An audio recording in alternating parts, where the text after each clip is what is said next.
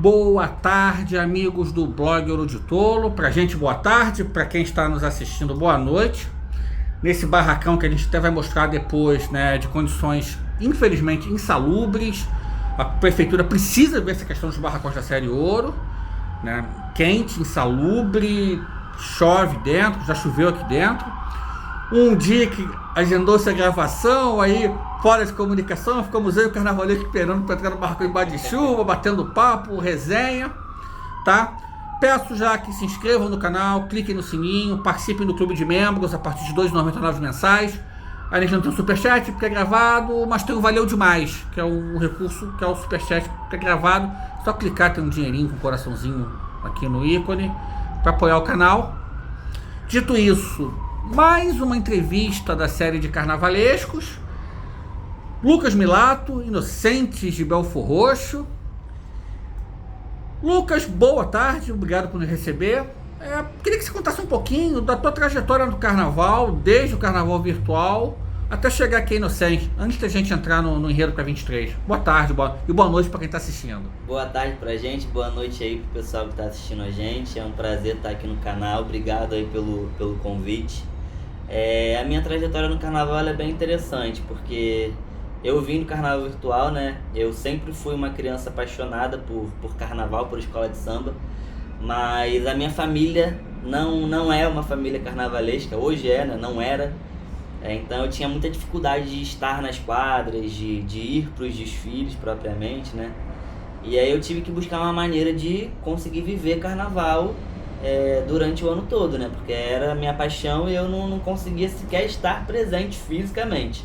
Então, pesquisando, eu encontrei o carnaval virtual na época, montei a minha escola, era presidente, era enredista, só não fui intérprete porque ia ser muita humilhação. Mas eu já fui jurado no carnaval virtual, assim, decidi o título, inclusive, mas isso é outra história. Queriam me pegar depois, mas deixa pra lá. E aí eu entrei no carnaval virtual, sempre tive esse desejo, né, de atuar como carnavalesco. E o carnaval virtual me deu os primeiros direcionamentos, né, me deu um embasamento muito bacana também, principalmente de desenho. Na época eram umas coisas catastróficas, uns desenhos tenebrosos, mas me deu uma base muito legal, fiz grandes amigos, conheci profissionais que me deram oportunidades, inclusive no Carnaval Real. A minha primeira oportunidade no Carnaval Real como desenhista foi graças ao Carnaval Virtual, inclusive, que foi, na verdade, foi uma ponte que o André Rodrigues, que hoje é carnavalesco da Beija-Flor, fez com o Eduardo Gonçalves, outro carnavalesco, né, hoje atuando na Lins. O Eduardo na época estava no Tuiuti e ele chamou uma galera para ajudá-lo nos desenhos da bateria, que era uma bateria que tinha diversos figurinos. A escola perdeu ponto por isso na época, inclusive, porque não podia. Foi rebaixada por conta disso, inclusive. Tinha isso, acho que no regulamento, não sei. Não podia, o regulamento não permitia. A escola acabou rebaixada por conta disso. E aí a gente fez uma bateria com vários figurinos, acho que eram 100 figurinos diferentes. E ele convocou uma galera nova para ajudar nos desenhos, e eu tava nessa equipe. E aí foi aí que eu entrei de fato no Carnaval Real. Depois disso continuei com ele em outras escolas, na Tuiuti no ano seguinte, que foi o ano do Caetano. Teve Alegria da Zona Sul, Jacarezinho. Fiquei rodando aí com ele como assistente, desenhista, projetista. Fiz alguns trabalhos pro Mauro também, lá em São Paulo, na Dragões, na Perus. E em 2017 eu consegui a minha primeira oportunidade como carnavalesco de fato, que foi na abolição. Desenvolvi o enredo da abolição na ocasião, fiz o projeto, era um projeto bem bacana, mas aí eu tive alguns desentendimentos com a diretoria e acabei saindo antes do projeto se executar, na verdade, né? Acabou que não foi nem 15% do projeto lá para intendente, mas cheguei a desenvolver o enredo, o projeto. Foi minha primeira experiência como carnavalesco de fato, né? Em 2017. Em 2018 fui para a Ponte, o ano que a Ponte se sagrou campeã, né?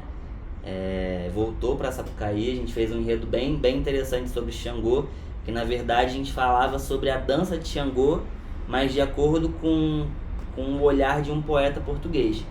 Então foi uma forma que eu busquei na época a escola queria muito falar de Xangô, mas eu falei, caramba, a gente precisa ter uma abordagem diferente, né? É um tema que já foi visto muitas vezes, então a gente buscou aí uma nova abordagem. E aí se desenvolveu um enredo bem interessante que eu tenho muita vontade, inclusive, de um dia aí desenvolver com condições melhores. 2019 fui para Sereno de Campo Grande, tive uma passagem lá na Sereno de Campo Grande também na Intendente. E em 2020 fui para Ponte, tive a minha primeira oportunidade na Sapucaí, né? Foi a minha estreia na Sapucaí na Ponte. E 2022 Inocente. Perfeito.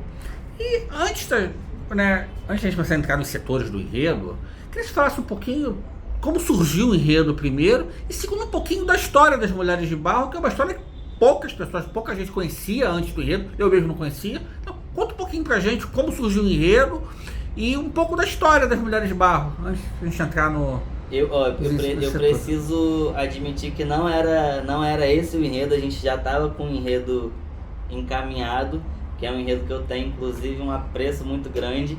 Espero fazer no especial, se Deus quiser e permitir. Então a gente já estava com esse enredo encaminhado, já tinha apresentado para a diretoria, eles tinham gostado bastante.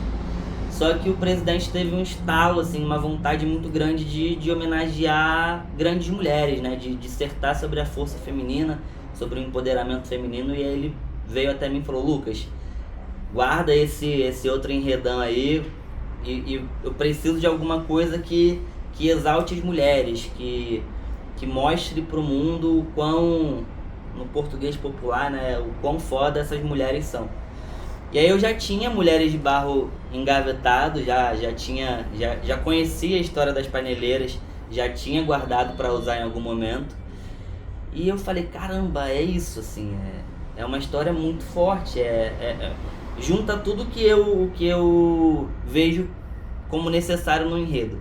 É uma história não tão conhecida, né? A gente fala de Brasil e, paralelo a isso, a gente está, que é o objetivo principal, né, desse enredo, a gente está exaltando e homenageando grandes mulheres, que é o caso das paneleiras. Que são mulheres assim, extremamente fortes, guerreiras, que trabalham. Uma outra curiosidade muito interessante, elas trabalham em situação extremamente precária, né? Elas possuem muito pouca ajuda, muito pouco suporte, então isso comunica muito inclusive com a história das artesãs do carnaval, né? Que assim, a gente trabalha em condições muito insalubres, a gente trabalha com muitas dificuldades, e aí isso é a essência de lá, assim. Elas são mulheres muito fortes, mulheres que são obrigadas a criar e ir atrás das suas próprias bases de sustento. Na maioria dos casos, são as mulheres que coordenam ali as famílias, seja financeiramente, psicologicamente, estruturalmente falando. Então são mulheres líderes, né? São mulheres que estão à frente de tudo e de todos ali, no âmbito familiar, profissional. São elas que coordenam ali o galpão das paneleiras. Enfim, é uma coisa incrível. São mulheres incríveis e que precisam ser homenageadas e exaltadas, né? E aí eu apresentei essa ideia para a escola, apresentei para o presidente, ele ficou apaixonado de imediato, falou, é isso, vamos botar para frente. A gente foi a Vitória para conhecer as paneleiras pessoalmente e foi muito engraçado, porque a gente foi fazer uma visita informal mesmo, né? E quando a gente chegou lá, a gente foi para o gabinete do prefeito, porque ele ficou sabendo e quis receber a gente. A gente inclusive descobriu que eles estão num processo de expansão das paneleiras, isso é uma notícia inclusive muito, muito bacana. Como eu falei anteriormente, elas hoje elas possuem pouco aporte, né? Não tem tanta ajuda, mas eles estão, né, inclusive com um projeto de melhoria, de expansão, não só das condições de trabalho, mas estão querendo exportar ainda mais o nome e a arte das paneleiras para o Brasil e para o mundo. Então a gente descobriu que a gente decidiu falar sobre essas grandes mulheres paralelo a um projeto de governo, né, digamos assim, de expansão da história dessas mulheres. Então a gente ficou até surpreso, né? A gente falou, caramba, que coincidência louca. E aí o porquê dessa visita à Vitória ser engraçada, né? A gente foi para fazer uma visita informal. Quando chegou lá, que o presidente descobriu isso tudo, que a gente conheceu as paneleiras pessoalmente, viu, né, nos mínimos detalhes dos processos de feitura da panela de barro, falou, Lucas, é agora, divulga o enredo. Eu falei, que isso? A gente não ia divulgar o enredo naquele dia. Ele falou, manda pra imprensa. Foi uma loucura, divulgou o enredo, a gente não estava preparado para isso, mas ele ficou tão encantado que ele falou, divulga logo para ninguém sair na nossa frente e pegar essa ideia.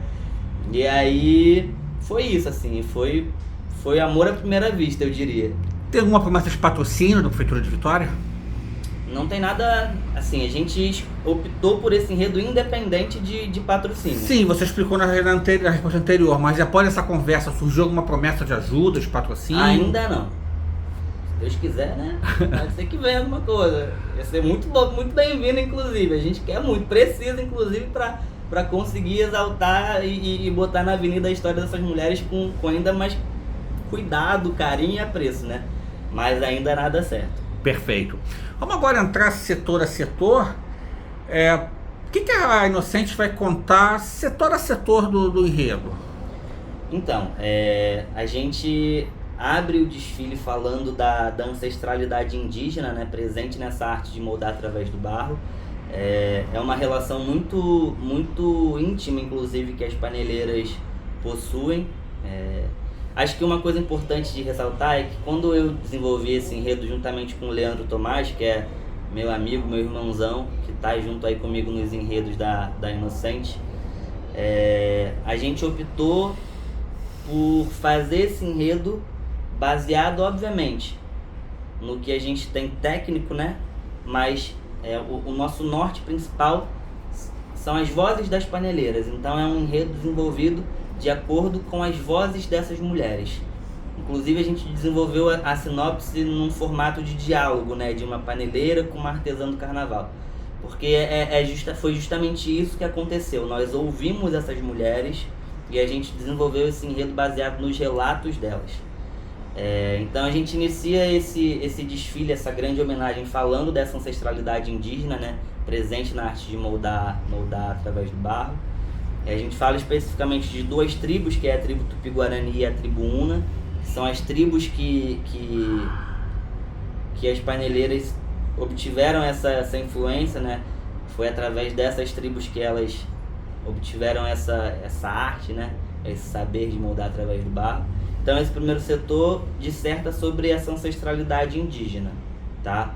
No segundo setor, a gente começa a apresentar os processos de feitura da panela de barro. Então, assim, falando bem informalmente, as paneleiras adquiriram esse saber, e aí no segundo setor a gente mostra como elas usam esse saber, né?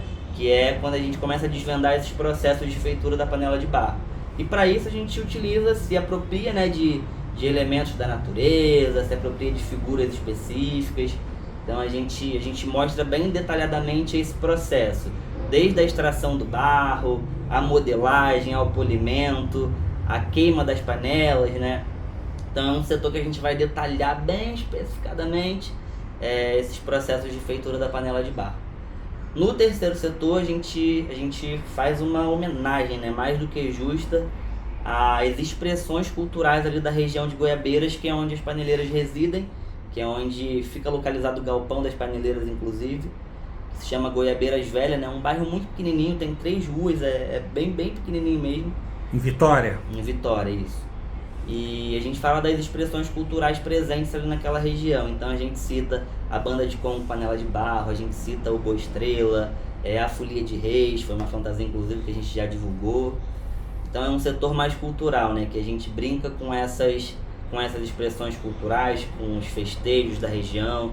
A gente menciona também a própria festa das paneleiras, que foi uma festa que elas criaram, inclusive há pouco tempo, que é onde elas criaram essa festa para conseguir angariar algum dinheirinho aqui.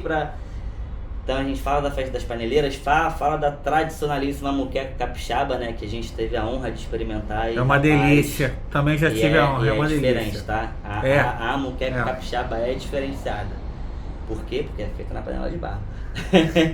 E aí é um setor que vem com essa pegada, assim, de brincar com os festejos e com as expressões culturais lá de Goiabeiras Velha.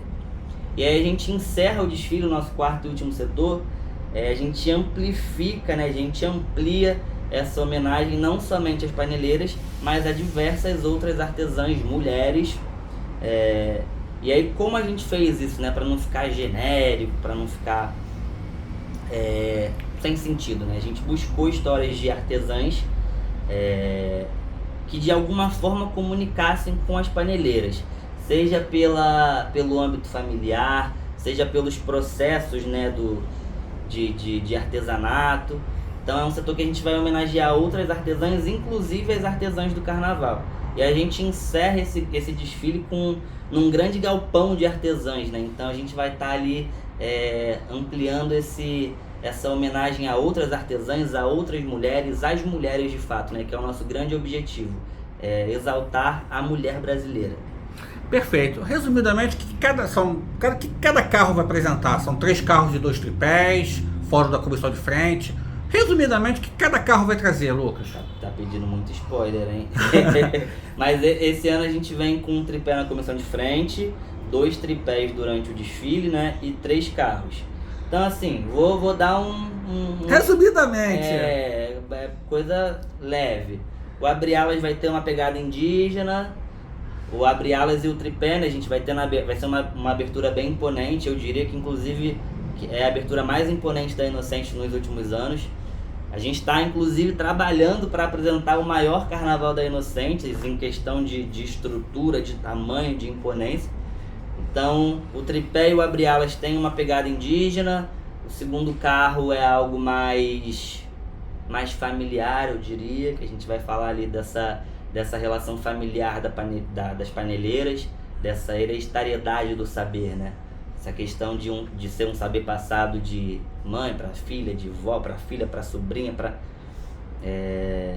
E o terceiro, a gente tem um outro tripé aí no meio, que é um tripé mais carnavalesco.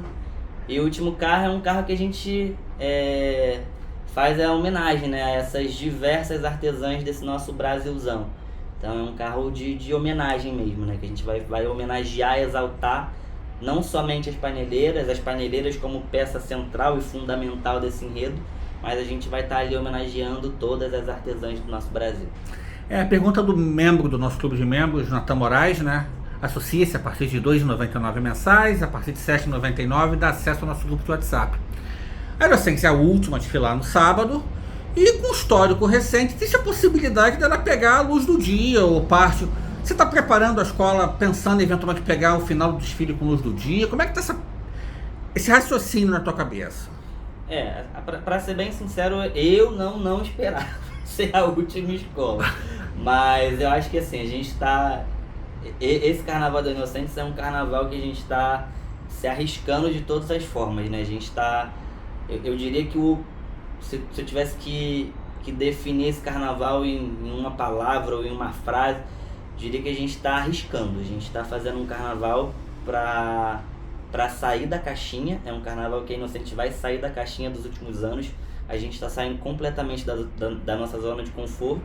E a posição do desfile, acho que nos brinda com esse objetivo, né? Que é uma posição muito desafiadora, encerrar o sábado de carnaval.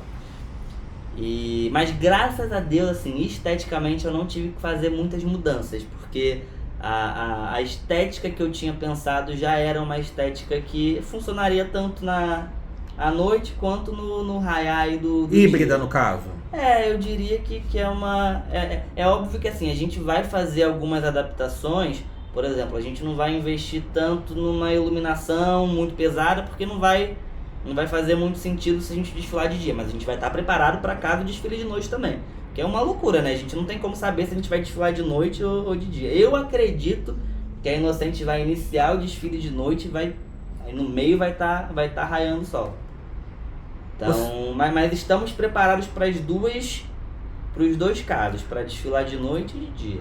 Então eu consigo imaginar que o investimento em iluminação vai ser mais na cabeça da escola. Isso. Exatamente. Perfeito. Vamos falar um pouquinho de estrutura, uma conversa que eu venho tendo com outros carnavaleiros da série, até no grupo especial, né? Eu confesso que as condições do barracão me assustaram um pouco. Eu costumo dizer que pouca coisa me assusta no meio do carnaval, mas eu confesso que as condições me assustaram um pouco no barracão. E a gente estava conversando antes, até que conversou longamente antes, quando esperava para abrir o barracão, né? Que nem é dos piores. primeira pergunta sobre isso, Lucas. Reciclagem, né? A gente sabe que esse grupo, a verba é restrita, né? Esse ano ainda houve a questão do atraso, porque o contrato da TV só foi assinado na semana passada, coisa de 10 dias. Então o dinheiro também ainda não entrou. Como é que se trabalha a questão da reciclagem? Vai ter muita peça nova, muita peça reciclada, fantasia? Como é que você está trabalhando com isso para 23 de Inocentes? A Inocentes é uma escola que tradicionalmente não gosta muito de reciclar. Mas assim, diante das condições, a gente se vê num cenário que não reciclar nada é impossível, né? Então eu diria que 80% das nossas peças nossas peças alegóricas são feitas do zero. Mas uma coisinha ou outra aqui a gente reaproveita, porque não tem outra saída. Esse ano a gente tem a questão da verba, que é uma questão muito importante, mas a gente tem a questão também do tempo e da mão de obra, né, que a gente tem. Tá muito difícil, inclusive, hoje você encontrar profissional com tempo hábil para fazer algo do zero para você. Então, assim, esse ano, por exemplo, o nosso objetivo era fazer todas as peças do zero, só que a gente teve uma dificuldade muito grande para encontrar mão de obra para fazer essas peças do zero. E aí é importante ressaltar, né? Uma mão de obra que dialogasse com as nossas condições financeiras, que dialogasse com o tempo hábil, tá tudo muito em cima, né? Eu, na minha opinião, esse carnaval vai ser ainda mais corrido que o último. Então, assim, é complicado. Mas a Inocente tradicionalmente não gosta muito de reaproveitar esculturas, mas uma coisinha ou outra a gente vai reaproveitar, não vou negar. Mas eu diria que é uns 20%. Ferro e madeira, como é que tá isso? A gente, assim, os chassis da Inocente são chassis muito, muito bacanas, muito bons de se trabalhar. Mas como eu disse, o objetivo esse ano era fazer um carnaval, o maior carnaval da Inocente, tentar, dentro do possível, fazer algo de fato imponente, grande, diferente do que a escola vem apresentando nos últimos carnavais. Aí só para ressaltar, a escola vem apresentando bons carnavais nos últimos anos. Lógico. Mas ela quer fazer algo ainda maior. Então alguns carros a gente zerou, a gente está fazendo de fato do zero. Alguns chassis, teve um chassi específico que a gente trocou com uma co-irmã, que é algo tradicional também dentro do grupo, né? Como a gente precisa diferenciar, né, para tirar um pouco o aspecto do último ano, a gente faz uma troquinha aqui, outra ali, porque fazer um chassi do zero aí já é um negócio mais complicado, né? Com a verba que a gente tem, que no momento é zero. Então é isso. Perfeito. Além de uma outra pergunta, né? Se eu pego dentro do barracão, me chamou a atenção que é muito baixo. Como é que funciona essa logística de acabar de montar os carros, ainda mais a Inocente que vai vir do... Vem ali no balanço. Do balança, né? Como é que funciona essa logística de montagem da escola na concentração? Porque pra mim tá muito claro que com essa altura aqui do barracão você não consegue montar os carros todos aqui. Como é que funciona isso? Eu esqueci de falar, né? Sobre as condições do barracão, olha que louco. Você tá assustado aqui com o barracão.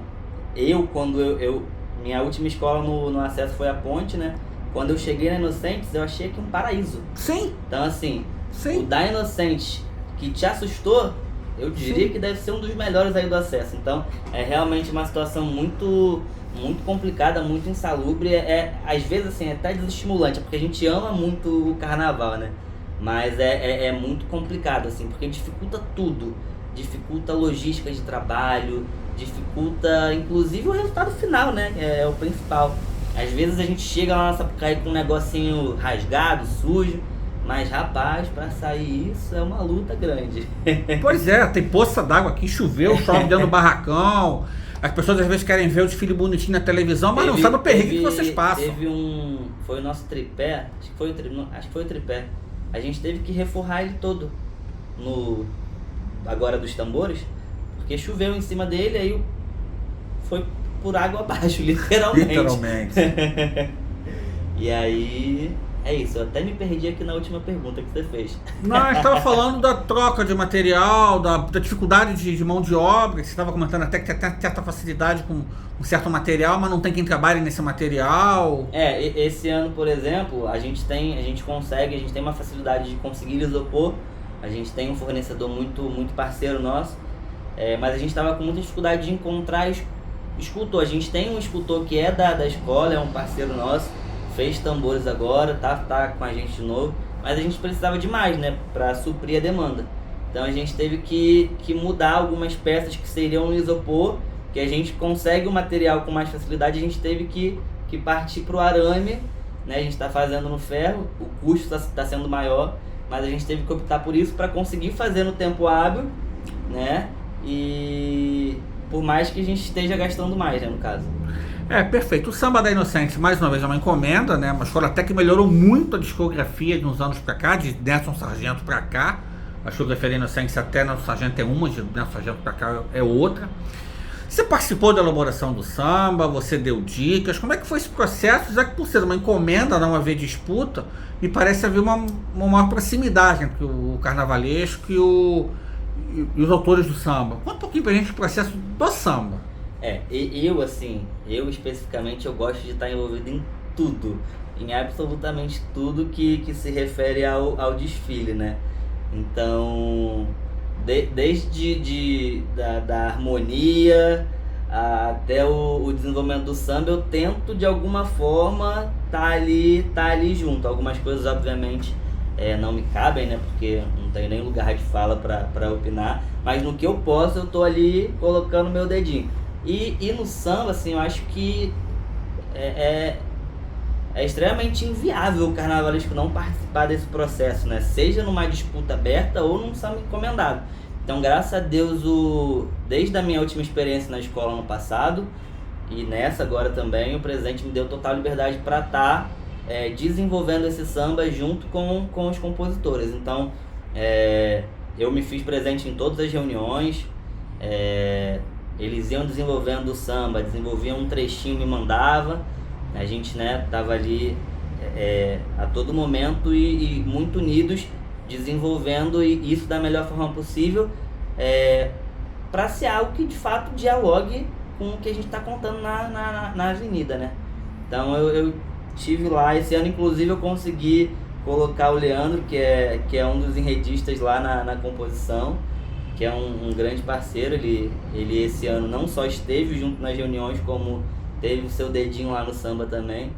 Então a gente tá junto, a gente tá fazendo tudo junto lá a todo momento. É exagero dizer que você também é um dos autores do samba? Não, aí é exagero. Eu só tava lá só dando os nortes, né? Quando tinha algo que não era muito relevante eu pedia pra tirar. Mas o mérito lá é deles. Os compositores trouxeram alguma ideia que você por um acaso mexeu no enredo porque achou que podia ser uma boa ideia ou não? Eles seguiram meio que o roteiro que você tinha dado? Não, seguiram o roteiro. O que eu costumo fazer geralmente é o nome, né? Tipo, o nome de um carro. Quando tem alguma passagem no samba muito interessante, eu me aproprio dessa passagem do samba e coloco como o nome de um carro, de uma ala. Mas em relação ao desenvolvimento, não. O desenvolvimento eles seguiram bem direitinho a setorização proposta. Perfeito. Você não tem formação em Belas Artes, correto? Não, sou arquiteto por formação. Arquiteto. Então tá dentro da classe artística. Da classe artística, pois é, né? Aí eu vou fazer uma pergunta que eu venho fazendo a todos os carnavalescos, que hoje eu percebo, né, nas entrevistas que a gente faz no Blogueiro de Tolo, que existe às vezes meio que uma dicotomia entre aqueles que têm a formação teórica, que vem da academia, né, e aqueles que formados no que eu chamo de chão de fábrica. O que você pensa disso? Você acha que são todos os caminhos válidos? Queria que você falasse um pouquinho sobre isso, sobre a formação do carnavalesco, o que você pensa adequado para se formar como carnavalesco? Esse é um assunto que dá aí uma... Dá uma live. Eu acho que um programa, inclusive, semanal, né? Porque é algo interessante realmente de se falar. E aí o que eu acho, qual é a minha opinião sobre isso, né? O carnavalesco, se a gente tivesse que optar, escolher uma graduação, impossível. Porque o carnavalesco ele precisa entender um pouquinho de desenho, ele precisa entender um pouquinho de estrutura, ele precisa entender um pouquinho de psicologia para conseguir lidar com os desdobramentos de uma escola de samba, precisa entender um pouquinho de administração. Então, assim... Finanças. Exato, assim, na minha visão, não existe uma graduação específica hoje que você forme um carnavalesco. Eu acho que na verdade, ser um carnavalesco hoje exige de você conhecimentos gerais e de inúmeras áreas, né? Por exemplo, a minha formação como arquiteto me possibilita ter uma visão mais ampla da estrutura alegórica, por exemplo. Eu consigo desenvolver de repente com mais facilidade, pensar o projeto com mais facilidade, mas eu também preciso entender de economia para eu ver, até porque eu faço um orçamento, a escola me pede para reduzir 60%, então eu tenho que buscar alternativas ali para não prejudicar o meu carnaval, mas chegar no orçamento estipulado pela escola. Eu tenho que administrar equipes, né? Não somente equipe de barracão, mas a gente tem equipe de ateliê, a gente tem... Então assim, eu diria que assim, tem que saber um pouquinho de tudo. E eu acho que a gente pega isso, a gente adquire esses conhecimentos com a vida e com as experiências, né? Então, por exemplo, as minhas experiências, até mesmo trabalhando em barracão, eu trabalhei com o João Vitor no ano que ele estava na Padre Miguel, aprendi muito, porque assim, você precisa viver todos os segmentos da escola para você conseguir coordenar de alguma forma, né? E hoje o carnavalesco, além de participar de todo o processo criativo da escola, ele precisa coordenar a grande parte dos segmentos também, né? Então assim, aqui no barracão a gente tem que coordenar a equipe de barracão, a gente tem que coordenar a equipe de ateliê, a gente tem que saber a forma correta de dialogar com essas pessoas, porque a gente precisa delas, né? Sem elas nada sai, não adianta a gente ter uma ideia incrível se a gente não tiver uma equipe boa, bem coordenada, bem tratada. Então eu diria que é uma grande confusão. Mas eu acho que é isso. Eu acho que hoje, para você ser um bom carnavalesco, você precisa entender pelo menos um pouquinho de tudo. Perfeito. A gente já começar a encerrar. Lógico que quando a gente faz gravado acaba tendo menos interação com o público, acaba durando um pouco menos a entrevista. A gente vai fazer uma ao vivo depois também. Perfeito. Até porque eu tenho algumas dúvidas, especialmente sobre o Elos da Eternidade, que eu... Meu Deus, polêmica esse que eu até, já te disse isso fora do ar, eu até dei umas porradinhas na época no Twitter, porque eu não entendi muito o que era aquele desfile. Mas daí eu acho que dá pra gente fazer uma live sobre os bastidores de Elos da Eternidade. Né? Mas a gente pode combinar de voltar sem dúvida alguma. O que é o torcedor da Inocentes, né? O que é a comunidade de Belfor Roxo? E o que o amante de escola de samba, né? E também quem for assistir pela televisão na Band, pode esperar do desfile da Inocentes, encerrando o Carnaval da Série Ouro? Eu acho que assim, a Inocentes, ela é uma escola que... eu tô indo pro meu segundo ano, né? Pela questão lá da pandemia, eu tô no terceiro ano na escola. Mas ela é uma escola que ela é extremamente organizada. Tem uma estrutura muito boa, assim. Tem os segmentos da Inocentes, na sua grande maioria, são segmentos que estão ali, obviamente, pelo profissional, pelo financeiro, mas que estão ali porque amam a escola. Então é uma escola que tem uma organização incrível, tem uma estrutura muito boa, é uma escola que consegue, que investe de fato, que faz carnaval. Então eu acho que é uma escola que precisa se ter um reconhecimento maior por parte do grande público, né? Então eu acho que é uma escola que está buscando aí se afirmar, e esse carnaval é um carnaval que a gente está fazendo para que as pessoas entendam que a Inocentes é uma escola de samba de fato que vem grande, que vem para brigar. É uma escola que precisa ser vista mais com esse apreço, sabe? É óbvio que tem outras escolas mais tradicionais, com histórias mais longas, mas é uma escola que eu acho que está buscando essa afirmação. Eu diria que a Inocentes, esse carnaval da Inocentes vai ser um carnaval para ela se afirmar ali no alto escalão das escolas, né? Não só pela parte estética, que, né, eu sou suspeito para falar, mas pela estrutura, né, pelo respeito que ela tem com os profissionais. Quando eu cheguei na Inocentes, eu me surpreendi com a forma que eles tratam o profissional da escola. Infelizmente isso é uma coisa que a gente tem muito hoje no carnaval, né? Profissionais que não são valorizados. Você fazer o básico vira diferencial. Exato. Então assim, quando eu cheguei a Inocentes e eu me deparei com esse tratamento, eu fiquei até surpreso. Não deveria ficar, né? Porque deveria ser algo comum. Mas eu acho que é isso, é uma escola que trata muito bem os profissionais, é uma escola que se preocupa com o bem-estar do profissional, por mais que hoje a gente esteja aqui numa situação um pouquinho insalubre, mas é uma escola que se preocupa com o profissional, é uma escola que busca de fato investir, que na maioria dos casos gasta mais do que recebe, mas que tem esse objetivo de se afirmar no mundo do carnaval e, acima de tudo, que eu acho que é o mais importante, trazer orgulho, cultura, conhecimento para a população de Belford Roxo. Então acho que o maior objetivo é óbvio, fazer um carnaval pro povo do samba, pro Brasil, pro Rio, para São Paulo, mas acima de tudo fazer um carnaval pro povo de Belford Roxo se orgulhar da escola de samba. Aliás, uma curiosidade, com o rebaixamento da Santa Cruz, a Inocentes hoje é a escola mais distante da Sapucaí, entre as que desfilam na Sapucaí. Uma última pergunta, a Prefeitura de Belford Roxo tem ajudado a escola? Sim, ajuda, na medida do possível tá lá junto. A gente queria agradecer inclusive lá a Prefeitura do nosso município, que está sempre junto aí com a gente, de todas as formas possíveis, inclusive ajudando na logística dos ensaios, ajudando a colocar o nosso carnaval na rua também. Então ajudam sim, e graças a Deus um dos motivos da gente conseguir fazer carnavais bacanas é em virtude dessa ajuda que eles nos fornecem. Perfeito. Nossa próxima entrevista vai ser nessa terça-feira, 20h30, Leandro Vieira, ao vivo, sobre Imperatriz, né, contando que a Imperatriz vai trazer para o desfile. Mais uma vez, inscrevam-se no canal, cliquem no sininho, deem like nesse vídeo, inscrevam-se no clube de membros, só clicar em Seja Membro. Tem o Valeu Demais, né? Porque a entrevista é gravada, não tem o superchat, tem o Valeu Demais, tem o Pix do canal, blogourodetolo@gmail.com. A gente, dessa nova fase que nós estamos fazendo também, alguns eventos, toda ajuda é bem-vinda, né? Ainda hoje, a maior parte do canal é tocado do meu bolso.